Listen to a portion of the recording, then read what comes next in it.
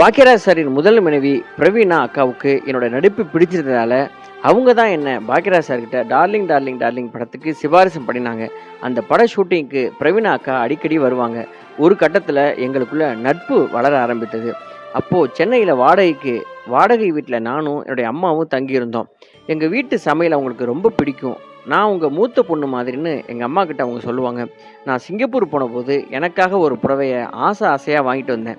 அந்த புடவைய பிரவீன் அக்கா எடுத்துக்கிட்டு எனக்கு இன்னொரு புது புடவைய வாங்கி கொடுத்தாங்க. அந்த அளவுக்கு நாங்கள் ஃப்ரெண்ட் ஆகிட்டோம். நீ எந்த படத்தில் புதுசாக நடித்தாலும் அந்த படத்தின் அட்வான்ஸ் பணத்தில் எனக்கு ₹1 தவறாமல் கொடுக்கணும்னு அவங்க சொல்லுவாங்க. அதற்கான காரணம் இதுவரைக்கும் எனக்கு தெரியாது என்றாலும் நான் அப்படியே செய்ய ஆரம்பித்தேன். பயணங்கள் முடிவதில்லை, ஓலங்கள்னு ஒரே வருஷத்தில் எனக்கு 3 படங்கள் தமிழில் கிடைச்சது. ஃபிலிம்ஃபேர் விருதும் கிடைத்தது. அந்த விருதை கே. பாலச்சந்தர் சார் கையால் வாங்கினப்போ நான் அறிமுகப்படுத்த